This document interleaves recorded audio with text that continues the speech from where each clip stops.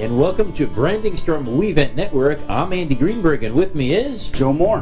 How you doing? I'm doing great. Great. The question for everybody is not necessarily how great we're doing. The question is, do we and do you have a winning brand?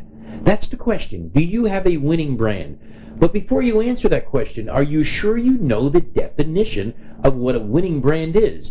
Joe, what is a winning brand? Well, a winning brand is one that has developed a feeling of goodwill and value from a consumer perspective. So the value only lies with the consumer, or does the value lie with the business owner also? Well, actually, it's a two-way street. Yeah. It does lie with the business owner as well. And in fact, that's the end of the game for the owner. Right. When they reach a point where they make a decision to exit the business, Right. is where the rubber meets the road on building their brand. And I think the interesting thing is about a brand, it's perpetual when it's done right. So, for example, many business owners want to take their current business and leave it as a legacy to their children and generations that follow. Long after we're gone, when it's done right, that brand or brand wealth will remain with the family and remain with the consumers. That's a winning brand. But we cannot just sit there and develop our own winning strategy. Because what makes a brand a winner is the demand that's created for it by the marketplace that, by the way, you create. And that becomes important. That's really what winning is about. It's a win-win-win situation. Joe, expand on that. Well, when you have a brand that delivers great value to the consumer, right, and the expectation every time they do business with that brand is that they're going to get that value and receive that value on a dependable, reliable, consistent basis, that's a winner for the consumer. And then when the business owner decides to exercise his exit strategy, then he gains value or dollars for that investment that he's made into that brand. That's a win for the business owner. And then the win for the community is the dollars that business generates. It generates tax dollars, it generates payroll, it generates vendor receipts. Sure. And those dollars that circulate within the community can go anywhere from 7 to 16 times, some say. So it generates an economy, and that's the value of a great business. You take a look at some of the brands out there, like a Microsoft, for example. Right. That's a fairly new brand that started in the 70s, the late 70s, and here they are in the early 2010 series, and it's producing significant wealth, significant economy. Over 3,000 millionaires have been born out of that business, and it just continues to roll. That's amazing. And not only a thing with Microsoft, the other thing that we want to remember is for the community, it also provides notoriety because we know where that brand came from.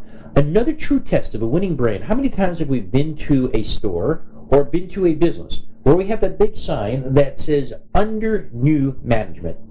It doesn't say under new brand. The brand is there. It's being run by different management, be it executive management or be it a family member that changed or a franchisee owner that changed. That brand remains the same. But Joe, you actually hit on it.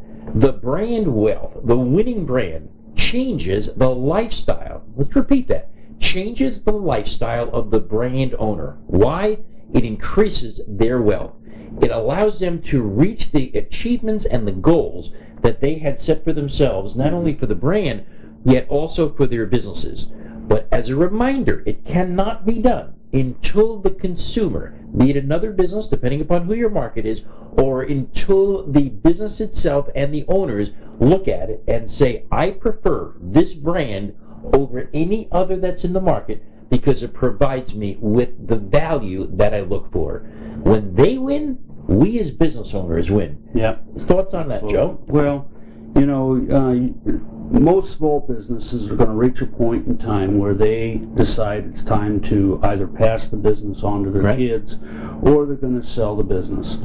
And one of the key things that a prospective buyer looks at is what is the value of the brand out in the public marketplace. Exactly. And so we've got a client right now, excuse me, that we're working on doing just that very thing. Right. Building brand, because they are going to be exiting the business in a specified period of time. So our challenge is to take that brand where it's at today and create an awareness of it in the marketplace, so that at the time that he decides he's going to sell, he's got something of value to sell.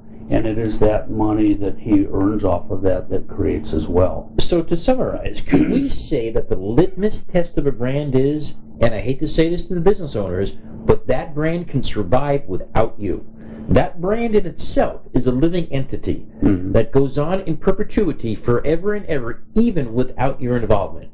Now the good news is, you developed it.